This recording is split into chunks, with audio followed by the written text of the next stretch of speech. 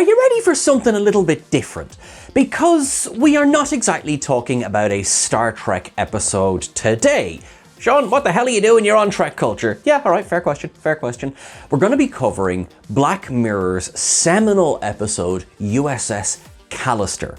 It kicked off the 4th season of the series. Some people might be like, still don't get why this is on TrekCulture. Well, if you've seen the episode, you know the massive Star Trek influence that was over this episode. And you probably also know that it's getting a sequel very, very soon in the upcoming season of Black Mirror. We're going to see the sequel, USS Callister Into Infinity. So we thought that because it's so Star Trek inspired, because it honors and also lampoons, if you like, an awful lot of what we know from Trek, we would give it the old ups and downs treatment. So, would you join me please for all of the ups and downs for Black Mirror Season 4, Episode 1, USS Callister?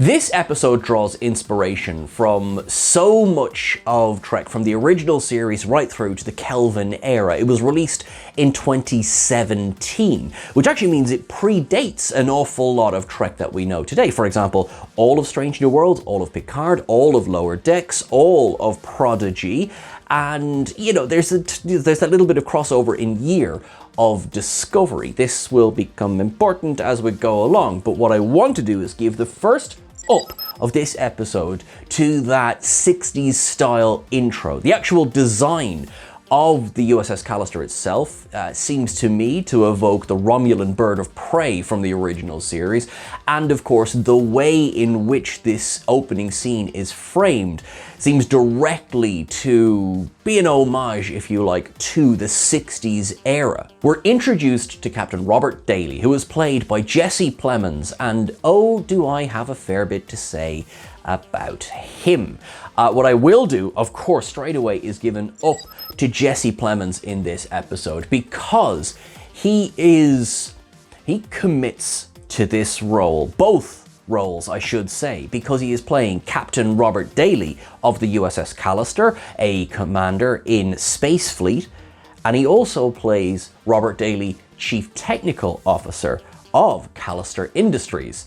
So he's definitely playing two different characters for a lot of the episode, and when they overlap, it gets a bit scary. Another up, of course, is for the red, the blue, the gold uniforms, which are, of course, evoking Star Trek style of the 60s and beyond. Everything about this is deliberate, and even his style of speech is deliberate. In fact, Plemons worked with a vocal coach to get as close to William Shatner's actual speech patterns for as 60s Kirk as he possibly could. A lot of care went into this. Everyone seems pretty happy, right? It's nice and silly, nice and over the top. Well, if you've ever seen an episode of Black Mirror before this, you know it's just a matter of time. As we go through this opening battle, we're going up against Valdek. Gorgons are mentioned. We have Lowry, who's working at comms, and I'm going to talk about Michaela Cole as the episode goes along. But everyone is in their places. They win against Valdek. Valdek escapes, and he lets them go. It's all a good time, so it is. Jimmy Simpson, who, taken up, appears as Walton, who seems to be sort of the Spock role on this bridge, goes to absolute pieces and loses all of his control and apologizes for this once they've won the battle. He's on his knees. Daly goes, not the first time this has happened, but it's okay. Everything is forgotten when there's cheers and the captain leans both women in for a kiss. It's all very, very Kirk, isn't it? What the utter flip is going on. Almost like that, there's an aspect change. Captain Robert Daly doesn't look quite the same, as a pair of elevator doors open, and again we see Jesse Plemons in more era-specific clothing, shall we say. You know, looks like he's just come in off the street, he's got a beanie hat, he's walking through an office, he has to kind of sidle his way through people. I mean, doesn't look like they're treating him like the captain we've just seen him to be. He walks up though, look, there's Elena. She was on the ship, but she's not looking at him, and now he can't get into the office because apparently the security protocols weren't updated. This is a far cry from the USS Callister. What's going on here? Just behind him, we get our first clue when we can see the bridge of the ship he was just on is on a screen just behind him in the reception area. Elena does buzz him through. It takes a little bit of an ask. She's not quite as nice to him now. But there's Helmsman Packard, and he's actually doing a coffee run, and Captain Daly asks him to make him a vanilla latte with skimmed milk as well. And, Packard, he's kind of hesitant, but then, yeah, of course. So, and then makes a kind of skimmed milk, right? As if to insult him over his weight. Is everyone else on the same page here? It's that we're in two different worlds. And that is the crux of USS Callister, because of course we have the world on the ship and the world off the ship. So far, we can see that Captain Robert Daly is, very much present in both, and we're starting to see familiar faces. Some of these faces, however, not seemingly treating him with the same level of respect. We see Lowry walking past, she's on a call. We see Walton in his office that says CEO on the door there. Dudani is there, but he's hyper-focused on what he's doing, and even is that Valdak? But, oh, hang on, he's just tripped up Daly with his gym bag, but hey, guess he didn't see it there and goes to flip him straight in the crotch. What's going on here? Sitting at his desk, Daly is surrounded by artifacts from Space Fleet. Just behind him, by the way, is an IKEA cabinet that I've had several of throughout the years. Not important, just thought I'd highlight it there. He looks through the window and he sees Valak and Lowry seemingly laughing at him. This is a very different version, and the penny starts to drop that the fantasy that opened the episode exists only for Daly, but it seems to feature these people who are familiar to him in his life. Is this something he's writing? Is this something he's creating? Well, if you've seen the trailer, you know where it's going. We're introduced to Kristen Milioti's Nanette Cole. Now, Kristen Milioti is awesome in this role. She completely fangirls in the beginning. She's so excited to meet him. His coding is legendary. She is genuinely interested in the things in his office, and he seems to really take heart from this. It's the first person in the office who seems to have been, frankly, nice to him.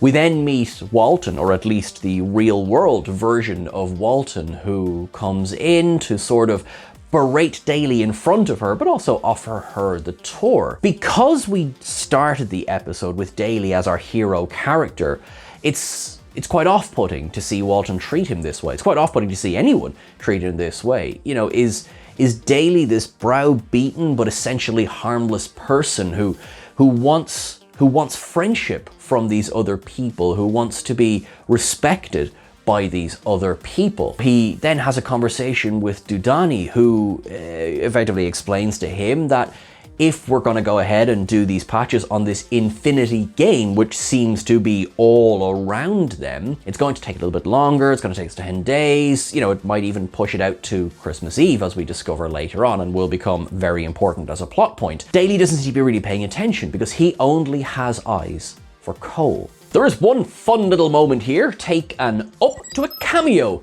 from Kirsten Dunst, who is married to Jesse Plemons in real life. And so as this episode was being made, she requested a little cameo, and she was just there walking through the office, and I thought it was really fun. Interview with the Vampire is one of my favorite earlier films that I watched in my life. Came out around the same time as Star Trek Generations and is burned into my memory. And who doesn't love the Spider-Man movies? Anyway, Kirsten Dunst. Loads of fun. Oh, I wish this episode was more fun after this, but the fun starts to dry up as soon as he gets home and logs back into, as we discover, the game. His version of the USS Callister is a version of the game Infinity that his company is rolling out, because, by the way, he and Walton are co-founders of this company. Not that you'd know it from the way people treat him. Walton very disrespectfully bounces a ball off Daly's head right in front of Cole. first impressions and all that. Up to this point in the episode, anyone would be forgiven for having a lot of sympathy for Daly, because who of us hasn't, in some dissatisfactory way, experienced something in life and then imagined it later on, be it walking home, be it in the shower, be it just sitting down and gone, if I'd said this, or if I'd been in charge, or if I'd handled it this way, who hasn't had a scenario like that? So as I say, up to this point, Daly is a sympathetic character, and credit to Plemons for the way that he plays him, and of course the way that it's written and directed as well. It's written by Charlie Brooker, who wrote most of Black Mirror, and of course directed by Toby Haynes, who's directed multiple episodes of Andor and is still, as of recording, tapped to direct a Star Trek Origins movie. So lots of Star Trek connections overall. The tone changes utterly when Captain Daly returns to the bridge of the Callister, and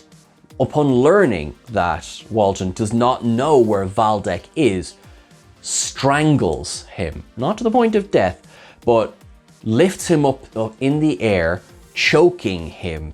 Everything about the tone shifts. It's very creepy and very effective. That's an up from me. We get then a little bit of a return of something that Walton in the real world said to him. Tell people, don't ask them. He roars this now at his crew. I'm telling you, I'm not asking you. It's up, but I feel far less comfortable giving these ups because I feel far less comfortable saying anything nice about Daly. He barks at Elena to make sure the security protocols are up to date, or she'll be in trouble. He commands Dudani to review the probe results, no room for error, and roars at Helmsman Packer to get him a vanilla latte with skimmed milk. It could be very funny, except for the humor is sucked out of the room like that. Just to add insult to injury, he waits before Walton crawls over and becomes his footrest before he says he wants to exit the game. So you have this complete change in mood, this complete change in tone. It's gone from any kind of funny, otherworldly version of the universe here has gone to, this has gone dark. This is a version of reality that Daly has complete control over, that anyone who seemingly wrongs him in the real world is in here and is being treated like a slave or certainly as some sort of underling. It's very uncomfortable to watch, and it's very effective. The next we see is Nanette is offering Daly a coffee. She genuinely wants to get him one. So she's over at the coffee machine and Michaela calls Shania Lowry. The real world version comes over. She's on a call, hangs up and says, asks how she's settling in, is chatting away to her and is talking about Walton. And oh my God, sorry. This is how she describes Walton. Chuck a ham sandwich across the room and he'll f it before it hits the floor, but he's basically an alright guy. Up. That's amazing. Michaela Cole is the MVP of this episode, in my opinion, and everyone is good in this episode. In fact, just taking up Michaela Cole there as well. Her delivery, everything is fantastic, both in and out of the game. She seems so carefree and relaxed in the real world, where she's anything but is still looking after Cole when Cole gets there in the game. She's just excellent. Absolutely excellent at this part. Fun fact, it was not her first appearance in Black Mirror. She previously appeared in Nosedive, and I'm really glad that that didn't preclude her from appearing in this episode, because this episode is better for her being in it. Daly is eavesdropping on Lowry and Cole here, and Cole assures Lowry that any interest she has in Daly is professional. She is fangirling, as she said. She is, she's obsessed with the code that he writes. Well, he doesn't like that very much. And again, Plemons' face, the way it drops as he hears this is very creepy. Up to that. When Cole goes home for the day, he immediately puts on a pair of rubber gloves and gets a specimen bag. I'm sure that will only end well. He goes over to her bin and steals the lid off the coffee cup that she was drinking from earlier on. He brings this home, and it's then we realize, hold on, there was a little specimen bag with the name Tommy on it and the little fridge that's beside his computer. But we won't worry about that for the moment, because now he seems to be getting a cotton swab and puts it into a petri dish and then puts it into, I mean, it has the look of a 3D printer. I'm sure there's people shouting at me that it doesn't look like that at all, but it's sort of scanning this in. It says whatever it's doing, it's going to take 16 hours. Away off he goes to bed, goes to work the next morning. He's looking around. We keep cutting back and forth to this counter, clicking down. What's going to happen? Well, if you've seen the trailer, you have an idea, but it's quite uncomfortable.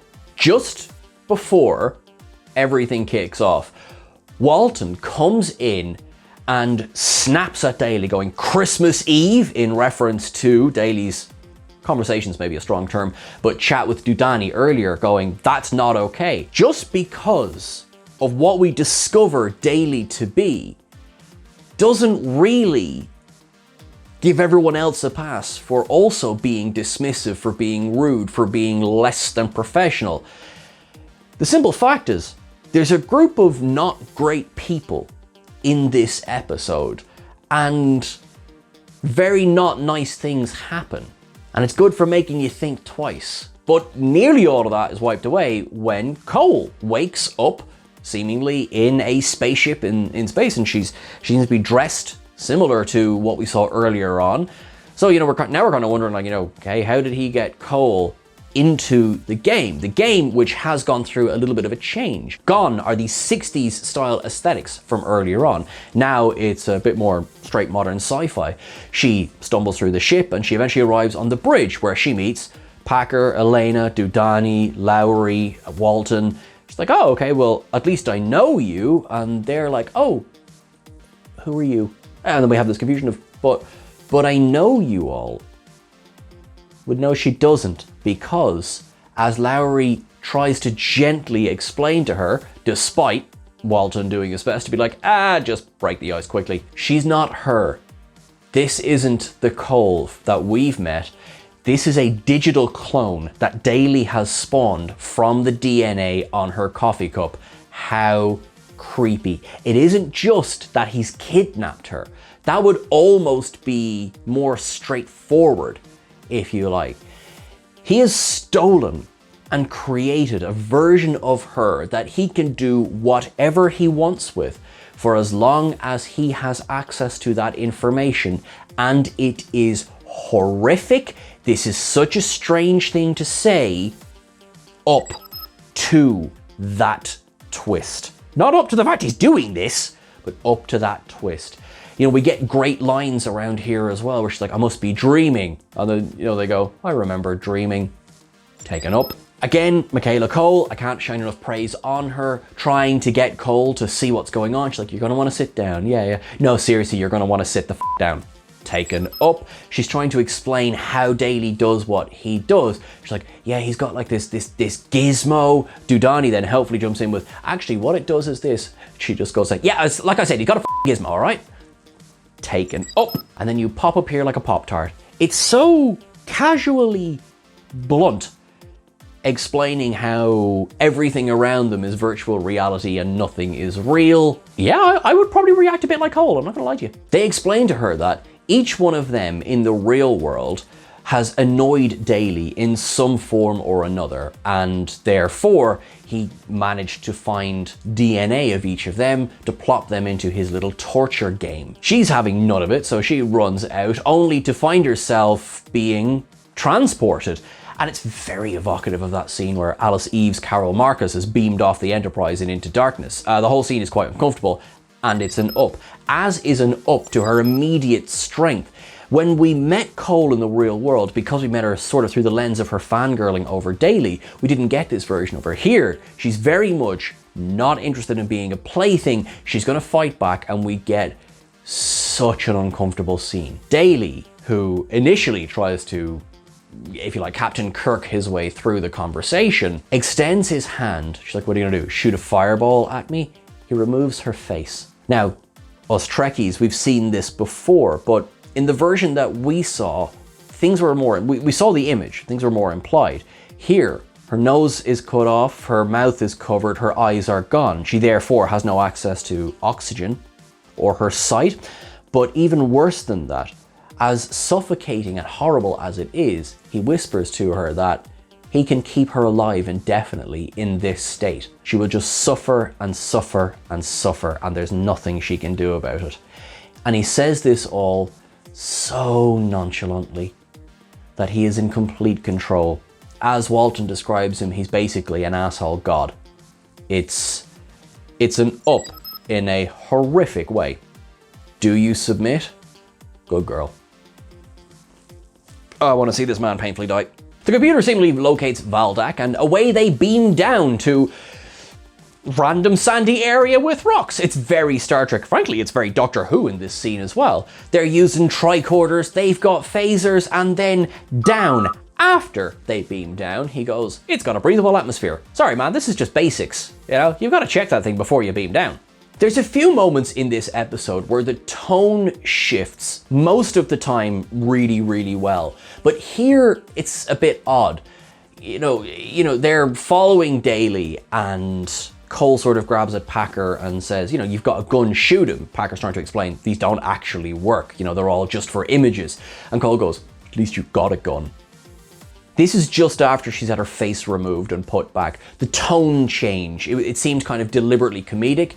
That to me was a down. I think it was the wrong moment to change the tone. They do encounter Valdak, who's up on the ridge, and he calls one of his arachnojacks to come and attack them, taken up to the design of the arachnojacks, by the way, or also known as Jillian. Everything pauses when Daly's pizza arrives. Yeah, he takes a phone call, pauses the game, and goes to get the pizza. Therefore, everyone then just takes a second to kind of stretch and go, oh, all right then, cool. You know, even Jillian, who then Walton has a chat with, is, you know, how are you getting on? How are you? You know, Valdak puts down the gun, which is really heavy. Although it's played for comedy, this idea of like, the world continually exists even when he's not in it. If you like, it's a very Star Trek idea of what do holograms do in the interim. Sometimes they're described as its oblivion, other times they're left alone to do whatever they want. It's a great scene overall. We learn here as well that the monsters in the game are people who just wouldn't play along. So it's an even worse fate for people who try and argue back against Daly. He can always ruin their day. He returns and Cole quickly just doesn't know what to do with her hands. Now, that one I am giving it up to. That was quite funny. Daly does get a shot at Valdak, who falls all the way down onto the dirt. Valdak tries to sort of reason with him and says, I've been a good villain for you, haven't I? Yes, yes you have. Can we end it? And then you get another cold moment of Daly looking down and says, it's against the Space Fleet way to kill someone in cold blood. Wish I could help you. Sorry, bud. And just walks away. Oh, I hate him. Up. It's another end of the mission and Daly begins to do what he does. They're all having a cheer. He kisses Lowry, he kisses Elena, and as he leans in to kiss Cole, she slaps him around the face. And it's not funny, but Walton, who is mid-cheers, and so say all of, oh my f***, taken up. This is also easily the sweariest ups and downs we've ever done, so I hope you're enjoying the censorship noises. Jimmy Simpson is brilliant in this role as Walton. His comedic timing is so good considering how dark everything is. Cole is lucky. Daly decides that he will be merciful once. And he exits the game, and everyone sort of breathes. And, you know, Lowry just kind of says, look, you get used to it, and there's never tongues. Space Fleet, for as messed up as it is in the game, is apparently a very wholesome prison. Then we get the Ken doll scene. Yes, they begin to explain that Daly wouldn't allow them to have the necessary parts for procreation or recreation. Walton says that sometimes they just bump nubs just to kill the boredom. And yeah, Cole not happy with her discovery. Lowry goes one further and says, you can't even take a number 2. Sort of the stuff you don't really think about until you suddenly can't do it. The scene is bizarre, and it's an up. They now come up with this plan, or should I say Cole comes up with this plan, that if she can somehow hack the system. She might be able to get a message to herself in the real world. Dudani goes, you can't hack it, I've tried. And she just reports back with, I haven't. Up to the confidence. I like it. And she was right to be confident because she does get through and she does send a message to herself in the real world. And here's the thing. Down, it was a bad plan. She was going to send a message to herself in the real world, which is basically people trapped in the game. This is coming from Daly's account, by the way. People trapped in the game, call cyber police, please help. Now you have to think, what would you do if you got an email like that and if you got a message like that? People trapped in a video game, call the cyber police? Okay, so that's a spam message, isn't it? And the real Cole does the most understandable thing in the world. She asks Daly, hi, did you just send me an invite to Infinity? Yeah, because I've got this, it says there's people trapped in the game.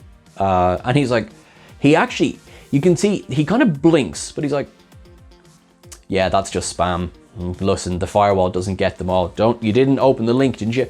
This is such a normal reaction to something like this. You know, yes, I get spam emails. Yes, I delete them. Do you know what I mean? Like, because you don't open links.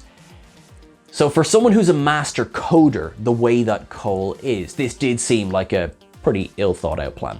Robert logs back into the game. He's not happy. And as his captain self walks onto the bridge and goes, what is space fleet? Very Shatner. It's very, yeah, he knows. Now Cole does confess straight away. She goes, it was me. I sent the message. It was only me. Nobody else was involved. And Lowry stands up for her. Lowry's wearing red. Oh yes, it's deliberate. Rather than punish Cole, he does the stereotypical tyrant thing. He punishes Lowry and turns her into one of those Arachnojax monsters as well. It's horrible. It's exactly what you would expect a bully like this to do. It's an up because it works. Cole tried to reason with him. She said, you're sick, you need help. You know, we need to find something that makes you happy. And he's honest, he says, the look on your face is what makes me happy. And if there had been any lingering doubts as to Daly's humanity, they're gone in this moment. This leads to a good, sort of a very Star Trek-y scene where the crew all begin to work out a plan together. They see the update patch, the one from Christmas Eve that we heard of earlier on, off in the distance. Now they need to find a way to fly the ship toward that, which means they all need to work together, but one of the crew really doesn't get on board with this. And that's Walton, and that's when we get the big reveal. Walton was the first one cloned by Daly and brought into the game, and he resisted for a long time until Daly got his son Tommy's DNA off a lollipop that Tommy had in the office one day. He then brought Tommy into the game and airlocked him right in front of Walton, and in that moment broke his spirit. It's a horrible reveal. Now, I think it's most effective that it happens after the scene with Lowry and what makes me happy is the look on your face, because we know there's no humanity in Daly at this point. So we accept that he has done this. It's horrific. It, again, feels weird upping this, but it is such an effective scene. You feel for Walton. You get why he's not so on board to die, because that's the plan. If they can pilot the Callister through the upgrade patch, that means they'll be off the secure server that Daly has created, meaning he won't be able to basically put them through hell anymore. They can all cease to exist. Hooray! Well, as Walton points out, he's still got all of our DNA. He can just bring us back and back and back and back. So we need to figure out a new plan. Another odd, just a little tone break here is the assurance to Walton, we're gonna get that fucking lollipop. That's a down. We jump forward to what is clearly Christmas Eve, and Daly has a little Christmas tree on his desk. You know he believes that he's the hero of his story, and it's little touches like this that add to it. He signs into the game, and Cole convinces him to go on an away mission, just the two of them. She then strips down to her underwear and begins swimming in a nearby quarry, and convinces him to come with her swimming. She's playing to the incel side of him. basically playing up the titillation to distract him so the rest of the crew can beam the omnicorder back up on board. They're going to use this to hack real Cole's photo cloud account, and there's some photos in there so this is the funny one. They're going to blackmail Cole.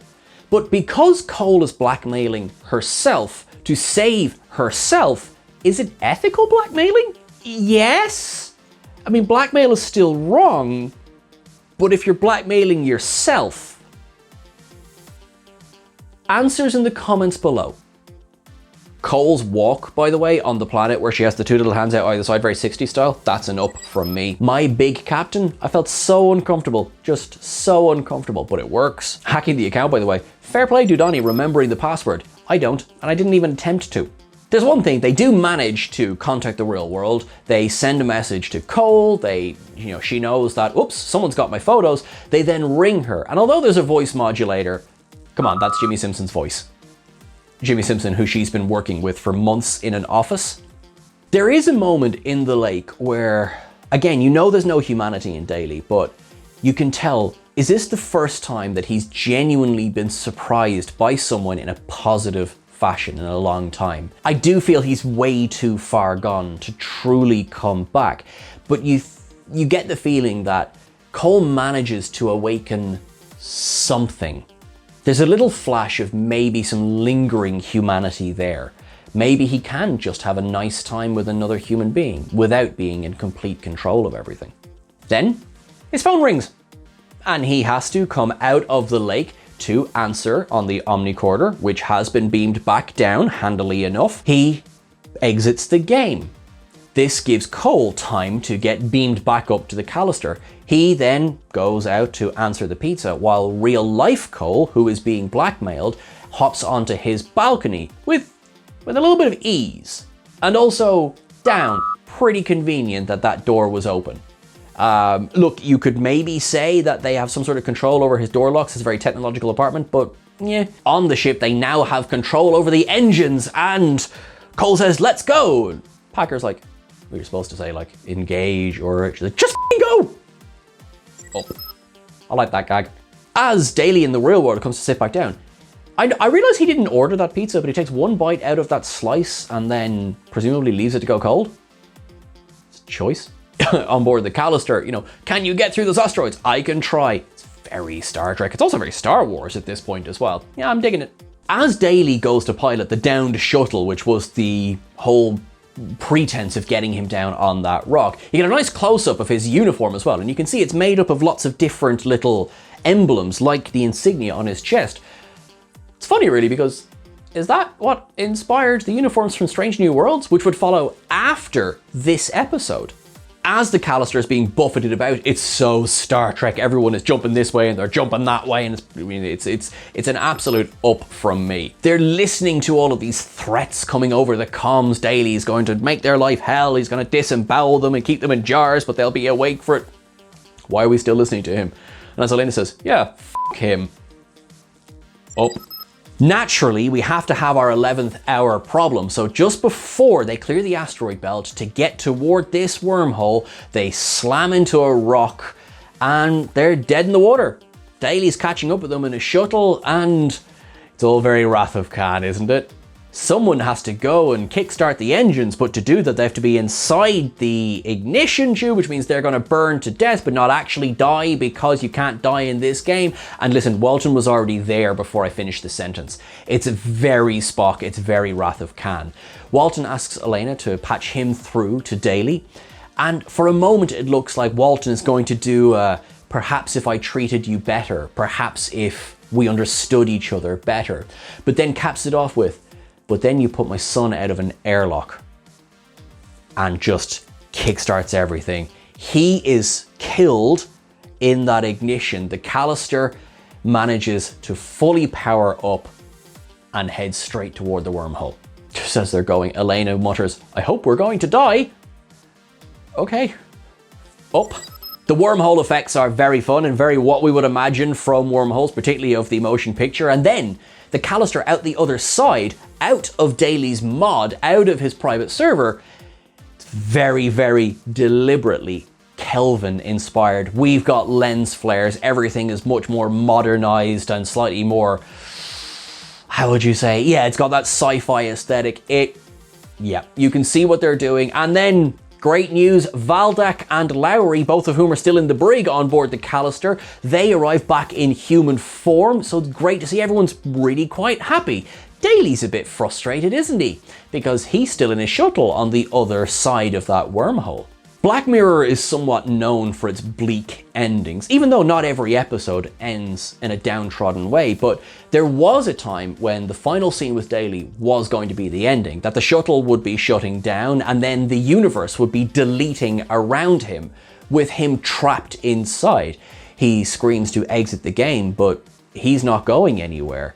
And then what we do see is Daly in the real world, still connected to the game, but unable to leave it. It's been suggested that that version of Daly starved to death in that chair, forgotten by anyone else. No one came to question him. But it doesn't end on a downbeat ending, because they have escaped their prison of that Space Fleet mod. They're through into the Infinity game, and they can prove that by connecting to somebody else on the internet. Why, it's Gamer691, played by Breaking Bad star Aaron Paul in a vocal cameo. He lets them know that this is his part of space. They need to get the hell out of there because they have nothing to trade. So yeah, Packer's like, okay, where will we go, Captain? She's like, let's f off somewhere. Up. And we are reminded that Aaron Paul, Gamer691, is the king of space.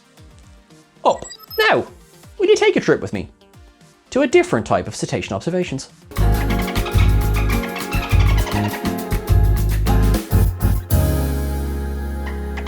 We have lots of Easter eggs in here, some of which probably deliberate, some maybe not so deliberate. So I'm gonna treat them as if they are, so bear with me. Okay, so we have what looks like an original series Romulan Bird of Prey's inspiration for the Callister. We have the TOS style visuals, we have that 60s aesthetic, we have the music, which is very evocative of the 60s style as well, and of course the deliberate Captain Kirk influence as well. Jimmy Simpson, who of course voiced Dreadnought in Star Trek Prodigy, he does in fact call out Federation space at one point as well. We see the blue, the red, and the gold of the uniforms. I'm gonna say the unicorns. You never know. There might have been one in the background. We hear about the Gorgon.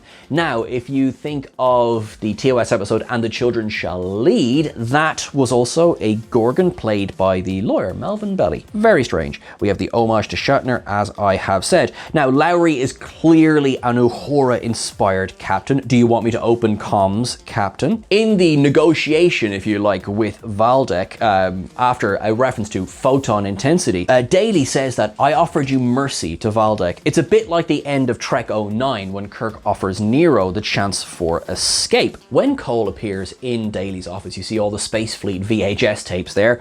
I think many of us can remember the VHSs of the original series, Next Gen, DS9, Voyager. I certainly had a way too large collection of them at one point. He talks about there was 6 seasons, sadly more than the original series ever got, but he has them VHS, DVD, Blu-ray, Netflix has it these days. Just a note for this, all of us on this side of the Atlantic, Netflix does indeed have an awful lot of Star Trek, including the original and animated series, as well as Next Gen, DS9, Voyager, and Enterprise and Prodigy. Not sure if it counts as an Easter egg, but Kirsten Dunst. Daly has a xenomorph figure as well in his room, which is, you know, it's like one of the most ultimate sci-fi horrors of them all. Dudani in the game has headpieces on either temple. It looks like it's something of a mix between Lobot from Star Wars and like a version of Geordi from The Next Generation as well. We gotta call out to Pop-Tarts, which I think should be referenced at all times. I like Pop-Tarts.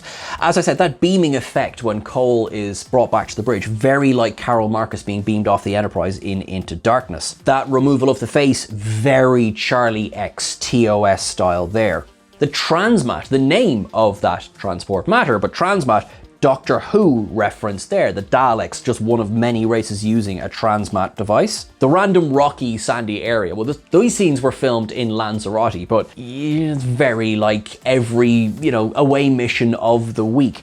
We have the omnicorder, of course, is a version of a tricorder, same with the phasers as well. They're not called phasers, but same with the phasers as well. The style of them, if you like, is very evocative of the, it's the handle with the swept back part over the hand, very like the 60s. Where they encounter Valdek is seemingly styled to look a little bit like the Vasquez rocks. That image of Walton as a Ken doll, first thing that pops into my head is the Metatron from Kevin Smith's Dogma, which is finally getting a re-release 25 years later. Delighted. There's a gag about what's Cole going to say to, is it engage? Is it begin the ending? She says, just go. It's funny how that would become a joke in Star Trek as the years would go by. Of course, one of the last scenes of Picard's third season is Seven not saying her thing.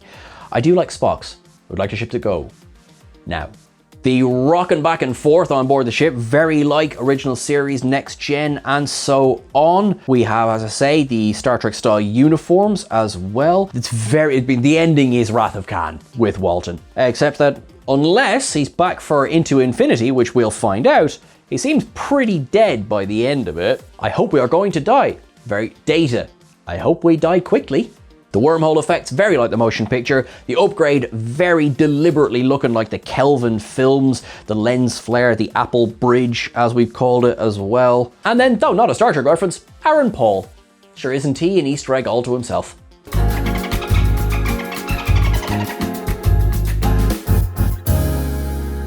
Thanks very much, folks, for watching along. I know this was a little bit different. Did you enjoy it? Is it something you'd like to see us do more of? We are going to cover Black Mirror USS Callister Into Infinity, which releases on April 10th. So bear with us for that one. We will get that to you as quick as possible. It's been so much fun doing something that is not strictly Trek, but is very much Trek inspired. So if this is something you enjoy, let us know in the comments below. Please do share this video, because this is something that I can well imagine people going, what? Is this actually a TrekCulture video? But it is, honestly.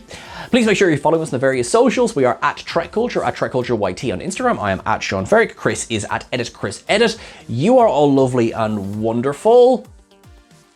Just go somewhere. I mean, live long and prosper. Thanks very much.